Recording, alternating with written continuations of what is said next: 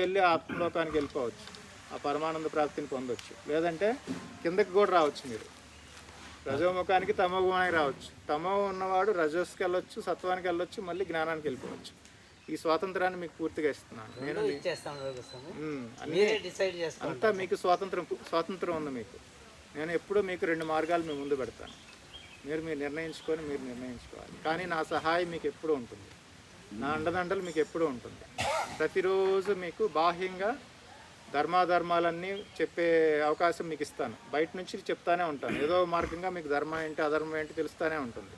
మళ్ళీ మీ అంతరాత్మగా ఉంటూ లోపల నుంచి మీకు చెప్తూ ఉంటాను ఏది మంచి ఏది చెడు అని.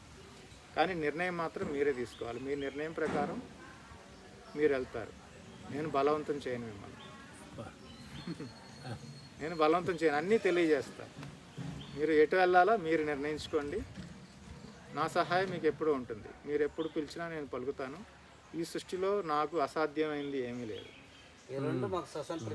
స్వతంత్రం ఇచ్చారు మీరు, అంతే. మీరు డిసైడ్ చేసుకోవాలి. ఈ సృష్టిలో నాకు అసాధ్యం అంటూ ఏమీ లేదు. నన్ను మీరు ఏది నడవదు. కానీ సృష్టిలో మీరు ప్రతిదీ కష్టపడి సంపాదించుకోవాలి. ఏం సంపాదించినా కష్టపడి సాధించుకోవాలి. అందుకనే రజస్సు ఇచ్చాను. రజోగుణం వల్ల ప్రతిదీ ప్రయత్నం చేసి సాధించుకోవాలి. ఏది ఊరికే లభించదు ఈ లోకంలో. తర్వాత దీనికి కర్మకి ఫలం ఉంటుంది. మీరు చేసే ప్రతి కర్మకి ఫలం ఉంటుంది. పుణ్యం పాపం అనే ఫలం ఉంటుంది. దాని ప్రకారం మీ జీవితం ముందుకెళ్తూ ఉంటుంది. నేను తీసుకెళ్తాను. కానీ ఆ కర్మ నా అధీనంలో ఉంటుంది. నేను ఎప్పుడు ఏది కావాలో అది ఇస్తూ ఉంటాను. కర్మఫలాలన్నీ నా అధీనంలో ఉంటాయి. మీరు నన్ను ఆశ్రయించి నన్ను వేడుకుంటే కర్మఫలాలు తీసేస్తాను, లేదంటే తగ్గిస్తాను. మీరు దానికి కూడా మీరు పూర్తిగా బంధువులు కాదు. మీరు ఎప్పుడైతే నన్ను ఆశ్రయించి నన్నే పొందాలని వచ్చేసారో మీ కర్మదోషాలు తీసేస్తాను, లేదంటే తగ్గించేస్తాను. అది ఆ స్వాతంత్రం కూడా ఉంది మీకు. ఆయనకు ఉంది, మీకు కూడా అవకాశం ఉంది. నన్ను ఆశ్రయించి నా దగ్గర నన్నే పొందాలని మీరు వచ్చేసారనుకోండి, నన్నే పొందాలని వచ్చేస్తే మీరు వెంటనే మీ కర్మదోషాలు తొలగిస్తాను, లేదంటే తగ్గించేస్తాను. అవకాశం కూడా మీకుంది. ప్రతిదీ రజస్సు ఎందుకు ఇచ్చానంటే ప్రయత్నం ద్వారా సాధించుకోవాలి. తర్వాత 3 కర్మలు అన్ని మంచి అంటే కర్మ మొదలైతేనే ఇంక అన్నీ వచ్చేస్తాయి. ఇంకప్పుడు మీకు అలసిపోతారు కదా ప్రయత్నం ద్వారా. తమస్సు ఇచ్చాను, నిద్రపోవచ్చు. రెస్ట్ తీసుకోవడానికి తమో గుణం కూడా ఉంది. శ్రమిస్తారు కదా, శ్రమించినప్పుడు సేద తీరుకోవాలి. సేద తీరాలంటే తమో గుణం కూడా ఉండాలి. అట్లా నిద్ర అనేది కూడా ఉంది అవకాశం. ఇట్లా ప్రతిదీ మీకు స్వాతంత్రం ఉంది మీకు ఇక్కడ. ఏది నేను పైగా ఈ లోకంలో మీరు విశేషించి సాధించాల్సింది ఏమీ లేదు. ఈ లోకంలో మీరు విశేషించి సాధించాల్సింది ఏమీ లేదు. రెడీగా ఉంది. ఈ ప్రపంచానికి ఒక లక్ష్యం ఉంది, మీకు ఒక లక్ష్యం ఉంది. మీ లక్ష్యం ఏంటి? మీరు మీ స్వస్వరూపాన్ని తిరిగి మళ్ళీ పొందాలి. మర్చిపోతారు కదా, అక్కడికి వెళ్ళిన తర్వాత మీరు జన్మించిన వెంటనే మర్చిపోతారు. మీరు 3 ఆవరణలు మిమ్మల్ని కప్పేస్తాయి. సత్వ రజస్ తమో అనే 3 ఆవరణలు మిమ్మల్ని కప్పేస్తాయి. ఆవరణాలు మిమ్మల్ని కప్పేస్తాయి. జన్మించిన వెంటనే మళ్ళీ మీకు ఎప్పుడు గుర్తు చేస్తూ ఉంటాను నేను. అవకాశం మళ్ళీ మర్చిపోతారు. మీకు మళ్ళీ అవకాశం ఎలా ఉంది? మీకు ఎప్పుడు గుర్తు చేస్తూ ఉంటాను మీ లక్ష్యాన్ని. అనేక రకాల బాహ్యంగా ఆంతరికంగా వచ్చి మమ్మల్ని గురువు అవసరమైతే సహాయం నేనే స్వయంగా అవతరించి మీకు మార్గనిర్దేశం చేస్తాను. అయితే గురువుల ద్వారా మీకు మార్గనిర్దేశం చేస్తాను. ఈ సృష్టిలో ఎలా జీవించాలనే నిర్దేశాలన్నీ నేను పంపిస్తూనే ఉంటాను. మీకు ఒకే లక్ష్యం ఏంటి? మీ ఉద్దేశం ఏంటి? మళ్ళీ తిరిగి మీ ధామానికి చేరుకోవడం. అది ఏకైక లక్ష్యం మీకుంది. మీరు వెళ్ళి ప్రపంచాన్ని అనుభవించండి. ఎంతకాలం కావాలంటే అంతకాలం మీరు భోగించవచ్చు. లేదు చాలు తిరిగి రావాలంటే కూడా మీరు తిరిగి రావచ్చు. మీకు ఆ స్వతంత్రం ఉంది. అనేక జన్మలు మీకు అలా వెళ్ళిపోతానంటే వెళ్ళిపోయి అనుభవించండి. కష్ట సుఖాలు అన్నీ ఉంటాయి అక్కడ.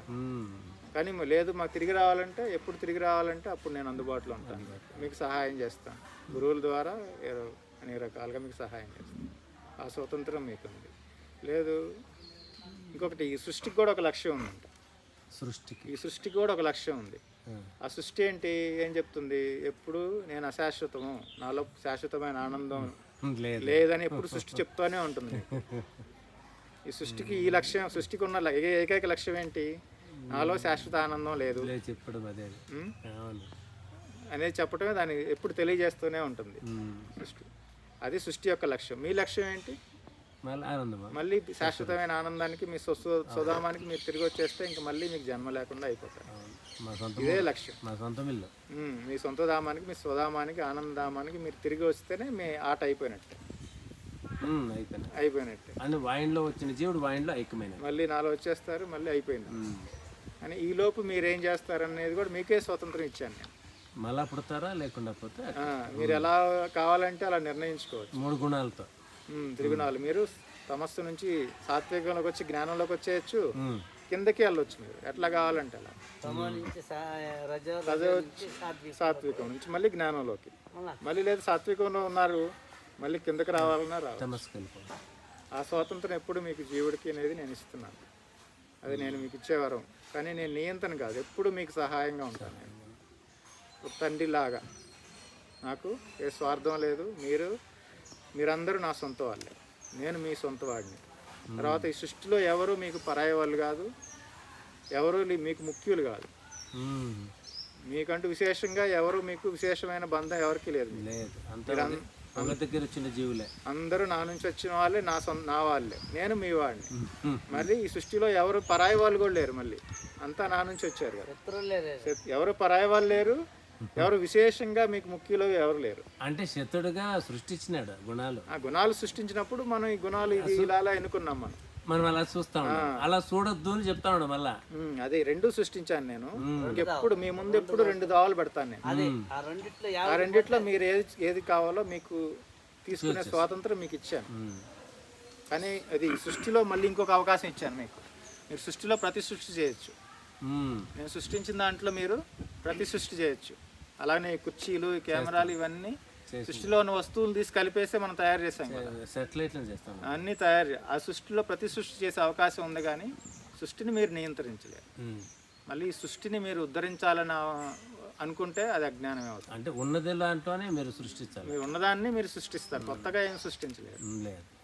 మామిడికాయలు ఉంటే ఇంకో 4 మామిడికాయలు అంటు పెట్టుకొని, అలాగనే అనేక విషయాలు కలిపి ఒక వంటకం తయారు చేస్తారు. సృష్టిలో ప్రతి సృష్టి చేసే అవకాశం ఉంది ఉన్న వాటిలో. కానీ ఈ సృష్టిని మీరు ఉద్ధరించాలని అవసరం లేదు, ఎందుకంటే సృష్టిని అంతా నా అధీనంలో ఉంది. నేను చెప్పినట్టు నడుస్తూ ఉంటాను. సృష్టిని మీరేం ఉద్ధరించాల్సిన పని లేదు. కప్పు కూడా అన్నీ నేనే కల్పిస్తాను. అందుకని మీకు సృష్టిలో వేరే లక్ష్యం లేదు. మీరు సృష్టిని ఉద్ధరించాలనుకుంటే అది కూడా తప్పే అవుతుంది. అందుకనే ఉద్ధరేది ఆత్మనాత్మానం అన్నారు. మిమ్మల్ని మీరు ఉద్ధరించుకోవటం మీకు ఇక్కడ కావాల్సింది. ఉద్ధరేది ఆత్మనాత్మానం. మిమ్మల్ని మీరు ఉద్ధరించుకోవాలి. మీ స్వప్రయత్నమే ప్రధానం ఇక్కడ. కానీ మీ వెనక ఎప్పుడు నేను ఉంటాను. మొదటి అడుగు మీరే వేయాలి. సన్మార్గంలో వెళ్ళాలా ఏదైనా సరే. కానీ మీకు ఎప్పుడు సహాయం కావాలన్నా కానీ నేను మీకు అండగా ఉంటాను.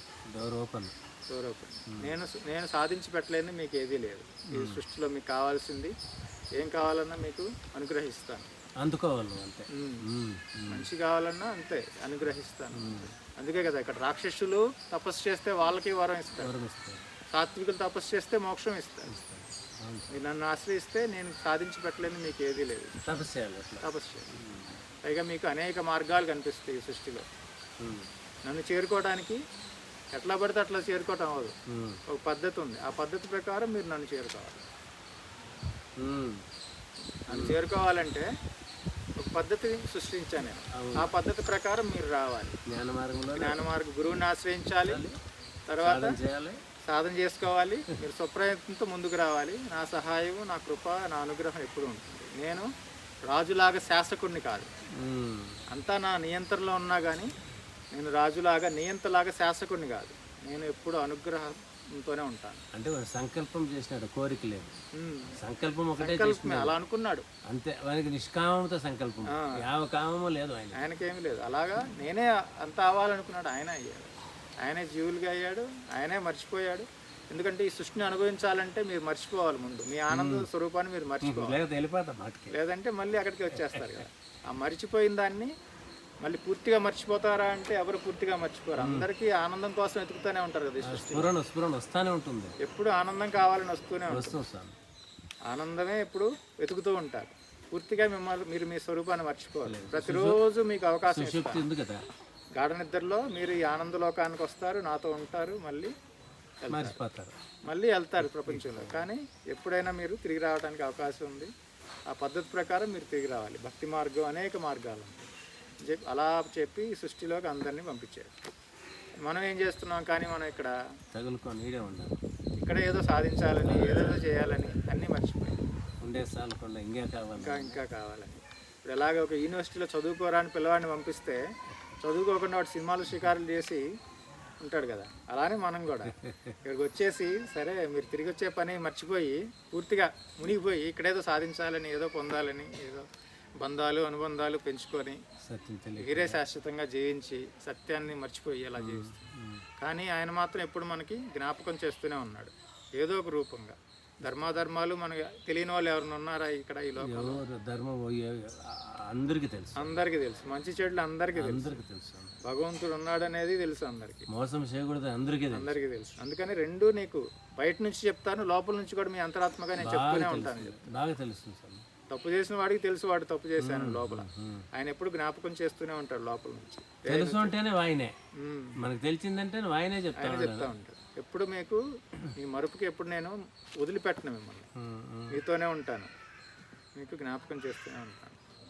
అందుకని ఈ సృష్టిలో ఏకైక లక్ష్యమైన ఆ మోక్షపదం, మళ్ళీ మీరు మోక్షపదాన్ని సాధించారంటే, ఆనంద మార్గాన్ని సాధించారంటే మళ్ళీ మీకు తిరిగి ప్రయాణం లేదు. ఈ ఏకైక లక్ష్యంతో మిమ్మల్ని పంపించాను ఈ లోకానికి. మీరు ఆ లక్ష్యాన్ని పూర్తి చేసుకోవాలంటే కూడా నా సహాయం ఉంటుంది, ఈశ్వరుడు అనుగ్రహం ఉంటుంది. ఎందుకంటే మీరు నా సొంత వాళ్ళు. అందుకని ఈ నేను నియంత్రణ కాదన్నాడు. నేను ఎప్పుడు ఒక తండ్రిలాగా మీకు సహాయంగానే ఉంటాను, కానీ శాసకుడు కాదు, డిసైడ్ అయింది కాదు. శిక్షించేసేది అదంతా మనకి ఒక నియమం పెట్టాడు. నీ కర్మల వల్లే నువ్వు శిక్ష పొందుతున్నావు, కానీ ప్రకృతి నియమం ఉంది. ఆ ప్రకృతి నియమం ప్రకారం జరుగుతూ ఉంటుంది. అందుకని ప్రకృతి కూడా ఎప్పుడు మీకు తెలియజేస్తూనే ఉంటుంది. వివేకానంద స్వామి చెప్తారు, ఇది నాయన సత్యం, ఇది మీరు సత్యం తెలుసుకోలేదంటే ఆయన చెప్తాడు, nature will give you slab by slab and make you lane అంటారు. అంటే ప్రకృతి ఆ చెంప ఈ చెంప వాయించి మీకు నేర్పిస్తుంది.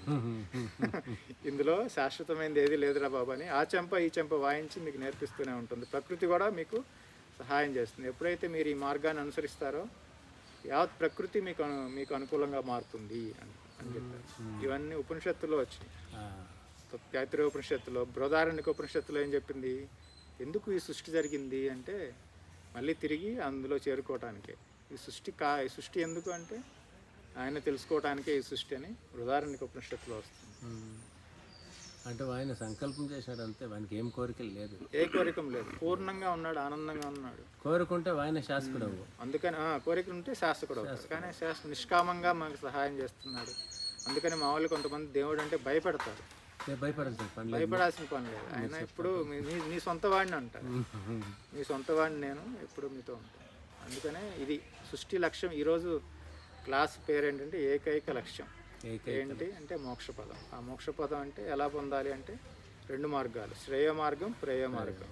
ప్రేయ మార్గం అంటే తాత్కాలికమైన సుఖాలు ఉంటాయి, మళ్ళీ దుఃఖాలు ఉంటాయి, శాశ్వతమైన ఆనందం ఉండదు దాంట్లో. శ్రేయ మార్గం అంటే మోక్ష మార్గం, శాశ్వతమైన ఆనందానికి చెందే అది మీకు జ్ఞాపకం చేస్తుంది అన్నమాట. ఈ సత్సంగం మీకు మీ మానవ జన్మ లక్ష్యం ఏంటి అంటే మీ ఆనంద స్వరూపమైన సచ్చిదానంద స్వరూపాన్ని పొందడం.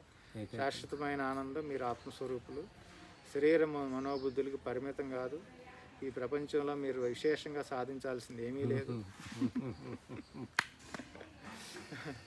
మీరు ప్రపంచాన్ని ఉద్ధరించాలని అనుకోవద్దు. కట్టిందే బిల్డింగ్లు మేము ఏమో సాధిస్తాం. అందుకని వివేకానంద ఏం చెప్పారు? ఆత్మనో మోక్షార్థం జగత్ హితాయచ అన్నారు. మీరు జగత్ హితం ఎందుకు చేయాలంటే ఆత్మలో మోక్షార్థం, మోక్షం కోసం మీరు జగత్ హితం చేయాలి. కానీ జగత్తును ఉద్ధరించడానికి మీరు జగత్ హితం చేయాల్సిన అవసరం లేదు. ఎందుకంటే జగత్ అంతా నేను నా అధీనంలో.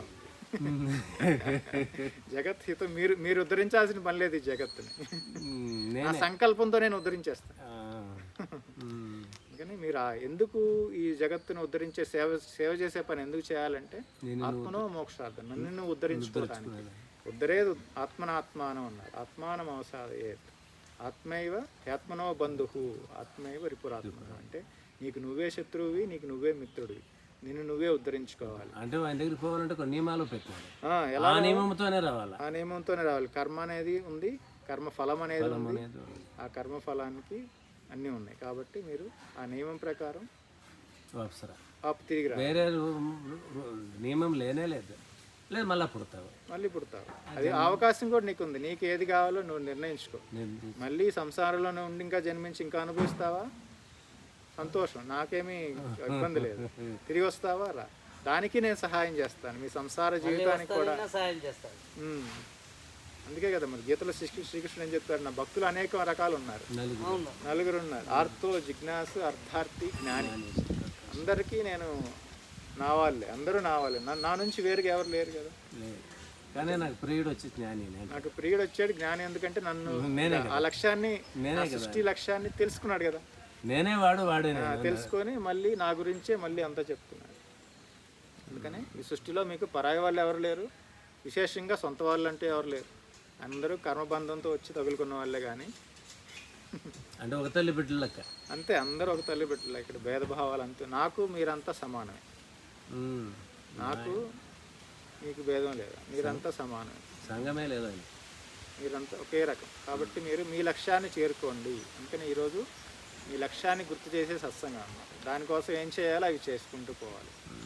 ఆయన సహాయం ఎప్పుడు నేనున్నాను మీ వెనక. నేను ఎప్పుడు, అందుకనే మయ్యాశ్రిత మనోబుద్ధి శ్రీకృష్ణ గీతలో చెప్పాడు. దానికి ఒక పద్ధతి ప్రకారం ఉందా, పద్ధతిలో మీరు రావాలి. బెంగళూరు పోవాలంటే ఎన్నో దావులు ఉంటాయి, దానికి పోయే దావులో పోతే బెంగళూరు చేస్తే నీకు. అందుకనే అనేక మార్గాలు కూడా వచ్చినాయి కదా. అనేక మార్గాలు సృష్టించాడు, ఒకే మార్గం కాదు. అనేక మార్గాలు, అనేక రకంగా ఆయన మీకు అవకాశం కల్పించాడు. మీకు ఏ మార్గం కావాలో కూడా స్వాతంత్రం ఉంది మీకు. భక్తి మార్గమా, జ్ఞాన మార్గమా, యోగ మార్గమా, కర్మ మార్గమా. లోకేస్మిన్ ద్వివిధానిష్ట అంటారు గీతలో. గీతలో రెండు రకాల జీవులు ఉంటారు. లోకేస్మిన్ ద్వివిధ నిష్ట, కర్మ ప్రధానంగా జీవించే జీవులు ఉంటారు, మళ్ళీ జ్ఞాన ప్రధానంగా వచ్చేవాళ్ళు జీవులు. మీరు ఏది కావాలంటే అది మీరు ఎన్నుకోవచ్చు. ఆ స్వాతంత్రం మీకుంది. అందుకనే ఇది బలవంతం లేదు, అవకాశం ఉంది. మాకు కూడా ఇప్పుడు ఎవరికి బలవంతం ఏం చెప్పలేదు. అంతే, మీకు ఆ స్వతంత్రం ఉంది. జీవుడికి ఎప్పుడు ఆయన స్వతంత్రం ఇచ్చాడు. ఆ స్వతంత్రాన్ని అనుభవించి సంసారంలో ఉండాలా, ఎటు రావాలా కూడా. అందుకనే కదా రావాలనుకున్న వాళ్ళకి సహాయం అందుతుంది. ఎవరైతే భక్తి మార్గంలో వచ్చిన వాళ్ళందరికీ సహాయం అందుతుంది. జ్ఞాన మార్గం అన్ని రకాలుగా ఏ మార్గంలో ఉన్నా నా సహాయం మీకు ఉంటుంది. ఎందుకంటే మీరు నా వాళ్ళు కనుక. నలుగురు భక్తులకి సహాయమే. మీరు విశేషమైన, మీరు పతనం అయిపోతుంటే నేనే స్వయంగా వచ్చి మిమ్మల్ని ఉద్ధరిస్తానని కూడా చెప్పాడు కదా. నేనే స్వయంగా వచ్చి మిమ్మల్ని ఉద్ధరించడానికి సహాయం చేస్తాను. మిమ్మల్ని నేను ఎప్పుడు వదలను. ఆయన జీవులే కదా. ఎందుకంటే నా నుంచి వేరుగా ఎవరు లేరు. ఏకైక లక్ష్యం ఈరోజు మనం తెలుసుకుందేంటి, మోక్షం. ఆ ఆనంద మార్గం ఏదైతే మీ స్వరూపం ఉందో, ఆనందధామంలోకి, ఆ సచ్చిదానందం. అందుకని మీరు మర్చిపోలేదు. ఎందుకు సంకల్పించి మళ్ళీ అలా కొన్నాళ్ళు ఉండిపోయారు కదా ఆనందమయంగా. అందుకనే మీకు పూర్తిగా ఎప్పుడు మరవలేదు ఎవరు. ఆనంద స్ఫురణ ఉంది, ఆ స్ఫురణ ఎప్పుడూ ఉన్నది. మళ్ళా సంకల్పంతో వచ్చిండేది. అందుకే మీరు జ్ఞాపకం ఉంది. ఆ జ్ఞాపకం అనేది ఎప్పుడు. అందుకని పూర్తిగా ఎవరు మర్చిపోలేదు. పూర్తి మరుపు మీకు లేదు. 3 ఆవరణలు ఉన్నాయి. ఆ ఆవరణను ఛేదించుకొని రావాలి. ఫస్ట్ సృష్టించినప్పుడు కేవలం సాత్వికమైన లోకంలో ఒకే ఆవరణ ఉంది. ఆనందం ఉన్నారు. కానీ ఏదంటే అందులో శాశ్వతంగా ఆనందం లేదు, మూసేసింది. కాబట్టి ఏదో ఒక అపూర్ణత ఉంది. ఆనందం, దుఃఖం అనేది లేదు అక్కడ. కానీ పూర్తి ఆనందం అనేది లేదు. సృష్టి అయింది కాబట్టి, ఆవరణ ఉంది కాబట్టి వస్తువులంతా ఉన్నాయి, ఆనందం ఇస్తున్నాయి. కానీ పూర్తి ఆనందం ఎప్పుడూ లేదు. కాబట్టి వాళ్ళకి సంశయం వచ్చేసింది. అప్పుడు మళ్ళీ వెంటనే గురువులు వెళ్ళారు, వాళ్ళు ఋషులు బోధించారు, మళ్ళీ తిరిగి వెళ్ళిపోయారు. అందరికీ బోధించారు, అందరిని తీసుకెళ్ళిపోయారు. ఇంకా సృష్టి ముందుకు వెళ్ళలేదు, సాత్విక సృష్టి ముందుకు వెళ్ళలేదు, అయిపోయింది. అందరు తిరిగి వచ్చేసారు. తెలుసుకున్నారు కదా. ఒకళ్ళు తెలుసుకుంటే 10 మందికి చెప్పేస్తే అందరూ సాత్వికులే కనుక అందరూ గ్రహించేశారు జ్ఞానాన్ని. అందరూ తిరిగి ఆయనలో కలిసిపోయారు. దగ్గరలో ఉన్నారు సార్ కదా, బార్డర్లో ఉన్నారు. ఈ లోకంలో తర్వాత త్రిగుణాలతో వచ్చేసారు. అన్ని ద్వంద్వాలు ఉన్నాయి ఇక్కడ. అంటే 3 గుణాలను ఆవరణలో వచ్చింది, 3 గుణాలు మూసుకున్నాయి. కాబట్టి ఇక్కడ కొంచెం శ్రమ, అందుకనే మీకు శ్రమ చేసే శక్తి రజస్సు ఇచ్చింది, శ్రమ. ప్రతిదీ మీరు ప్రయత్నించి సాధించుకోవాలి ఇక్కడ. అది మోక్షమైనా సరే వేరే. ఏమన్నా కానీ నా ఆశీర్వాదం, నా అనుగ్రహం ఎప్పుడు ఉంటుంది. అదే ఈరోజు క్లాస్ సత్సంగం. సో ఇక్కడికి చిన్న ఒక సంశయం నాకు ఏం తెలుసు. సృష్టికి ముందర పరమాత్మ స్వరూపము అసత్య వస్తువు ఒకటే ఉంది. సృష్టి ఒక సంకల్పము ఆయనకి రావడానికి ఏమన్నా కారణం ఉందా లేదా తానుగా వచ్చిందే? ఆయనకి ఏష స్వభావ, ఆయన స్వభావం అలా సృష్టించడం. దానికి ఎందుకు అంటే ఇప్పుడు మనకి ఏదైనా శక్తి ఉందనుకోండి, ఆ శక్తిని మనం ప్రదర్శిస్తామా లేదా? ఖండితంగా ప్రదర్శిస్తాం. మీకు ఆర్ట్ వేసే మీకు టాలెంట్ ఉందనుకో, తెలియకుండానే ఏదో ఒకటి పేపర్లు కనిపించినప్పుడు ఏదో గీస్తూనే ఉంటారు. అవును. ఆయన సామర్థ్యం ఎలాగ ఉన్నది అంటే ఉపనిషత్తు చెప్తా అగణిత ఘటనా సామర్థ్యం అంట. అంటే ఆయన సామర్థ్యాన్ని లెక్కలో చెప్పడం, అగణితం అంటే ఇంకా లెక్కలో చెప్పడానికి లేదు అక్కడ. అగణిత ఘటనా సామర్థ్యం, మ్యాథమెటిక్స్ పనిచేయదు అక్కడ. నువ్వు లెక్క చేసి ఇంత సామర్థ్యం ఉందని చెప్పడానికి లేదు. అగణిత ఘటనా సామర్థ్యం ఉన్న ఆయన ఊరికే ఉంటాడా? ఊరికే సంకల్పం చేసినాడు. జస్ట్ సంకల్పం చేస్తేనే ఇట్లా అంతా అయిపోయింది. అందుకనే తదైక్షత బహుశ్యాం ప్రజాయేతి, ఆయన జస్ట్ సంకల్పించాడు. తదైక్షత అంటే సంకల్పించాడు అంతే. బహుశ్యాం ప్రజాయేతి అనే నేను అనేకం అవ్వాలి అనుకున్నాడు. అంతే, అన్నీ అయిపోయింది. దానికి కారణం ఏమీ లేదు. కారణం ఏమీ లేదు. కారణం ఎవరు అడిగినా కూడా దానికి ఆన్సర్ లేదు. అంతే. అందుకని మీరు సృష్టికి కారణం అడగకూడదు నాయన, సృష్టి నుంచి ఎలా బయటపడాలో మీరు అడగొచ్చు. మాకు ఇది సమస్య. ఇవి క్లియర్ అవుతున్నాం. సృష్టి క్రమం ఎలా ఉండే అనేది మాకు అపద్దు నుంచి మాకు కావాల్సినది ఇవి చెప్తా ఉన్నాం. సృష్టి ఎలా అయింది అని. అందుకని సృష్టిలో కారణం లేదు. సృష్టికి కారణం లేదు. సృష్టిలో కారణం లేదు. సృష్టికి కారణం లేదు. సృష్టిలో కారణం లేదు. సృష్టికి కారణం ఆయన. ఇప్పుడు సృష్టిలో కారణం ఉందనుకున్నాం. ఈ చెట్టు ముందా, విత్తు ముందా, కోడి ముందా, గుడ్డు ముందా? చెప్పడానికి కాదు. సృష్టి కారణం సృష్టిలో ఉంటే చెప్పగలగాలి కదా, చెప్పలేకపోతున్నాం కదా. సృష్టి కారణం సృష్టిలోనే ఉందనుకోండి, కారణాన్ని మనం కనిపెట్టవచ్చు. కానీ సృష్టి కారణం లేదు. సృష్టిలో సృష్టి కారణం ఎవరు? ఆయన. అంటే తానుగా వచ్చింది, ఆయన సంకల్పం. అదే కదా, మనం బృహదారణ్యకంలో ఆయన అరటి చెట్టు అవ్వాలనుకున్నా అరటి చెట్టు అయిపోయాడు, కొబ్బరి చెట్టు అవ్వాలనుకున్నా కొబ్బరి చెట్టు అయిపోయాడు. అలా ఒక పేరు సంకల్పించిన వెంటనే అది అయిపోయాడు ఆయన. అంటే ఆ సృష్టి సమయం కూడా లేదు కదా. సమయం కూడా లేదు, ఆ సంకల్పం మాత్రంతో అయిపోయింది అంతే. అంటే ఒకనొక సమయంలో ఆయన ఏది అవ్వాలనుకుంటే ఆ పేరు తలుచుకుంటే అది అయిపోయాడంట. అందుకని ఈ సృష్టిలో సృష్టి కారణం లేదు. సృష్టిలో సృష్టి కారణం అంటే చెప్పాలంటే ముందు కనిపెట్టాలి, విత్తు వచ్చిందా ముందు, చెట్టు వచ్చిందా ముందు లేదు. కానీ చెప్పలేకపోతున్నామే. సైంటిస్టులు కూడా చెప్పలేకపోతున్నారు. ఏంటి ఎలాగ ఈ సృష్టి వచ్చింది అంటే చెప్పలేకపోతున్నారు. ఏదో బిగ్ బ్యాంగ్ థియరీ అన్నారు. బిగ్ బ్యాంగ్ ఎలా వచ్చింది తెలియదు. అది అంతా ఆయన సంకల్పం. అందుకనే మనం వేదాల్లో అన్ని అట్లా. సో జీవుడు కూడా అనాది అంటారు కదా. అంటే ఎప్పుడు మొదలయ్యాడో తెలియదు. అనాది అంటే మొదలు కనిపెట్టలేమని. అంతే. ఫలానా కాలంలో ఈ జీవుడు పుట్టాడని చెప్పడానికి అవ్వదు. ఎందుకంటే కాలాతీతంగా వచ్చేసాడు, సడన్గా వచ్చేసాడు. అంటే వచ్చినది మటు ఒకనొక సందర్భంలో ఒకనొక కాలంలో పరమాత్మ నుంచే వచ్చినాడు. పరమాత్మ నుంచి వచ్చాడు కానీ చిక్కేసుకొని మళ్ళీ ఇక్కడ జన్మము మరణము జననము. అందుకని ఇక్కడ జీవుడికి కారణం లేదు విశేషంగా, సృష్టికి కారణం విశేషంగా ఏం లేదు. అని ఈ సృష్టి అదే అంటారు గురువులు, మీరు సృష్టికి కారణం అడగకూడదు, సృష్టి ఎందుకైంది అనకూడదు, ఈ సృష్టి నుంచి ఎలా బయటపడాలని అడగాలి. దానికి ఆ సమాధానం తెలుసుకుంటే అన్ని తెలిసిపోతాయి. సృష్టికి కూడా తెలిసిపోతుంది. అందుకనే ఆయన అదే చెప్పారు, ఏష స్వభావ అన్నారు. ఆయన స్వభావం ఇదంతా. ఆయనకు అలా అనిపించింది. ఎందుకు అనిపించింది అడగకూడదు, అనిపించింది. అంటే నువ్వు అడుగుతా ఉండేవాడు కూడా ఆయనే కదా. ఆయన అడుగుతుంది, ఆయన అడుగుతున్నాడు, మర్చిపోయినాడు. గుర్తుపెట్టి ఆయన స్వరూపం గుర్తు చేస్తే ఇంక మళ్ళీ అక్కడ జవాబుతో పనే లేదు. ఎందుకంటే ఇంకా అయిపోయింది సమాధానం.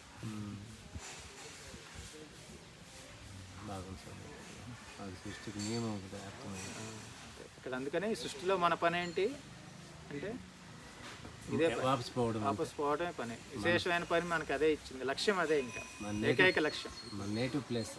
ఆ ఏకైక లక్ష్యాన్ని సాధించడానికి ఈ సృష్టి మీకు అందుకే వచ్చింది. సృష్టి కూడా సహాయం చేస్తుంది, భగవంతుడు సహాయం చేస్తాడు. ఇక్కడ ఆపుదాం. ఓం పూర్ణమదః పూర్ణమిదం పూర్ణాత్ పూర్ణముదచ్యతే పూర్ణస్య పూర్ణమాదాయ పూర్ణమేవావశిష్యతే. ఓం శాంతి శాంతి శాంతి.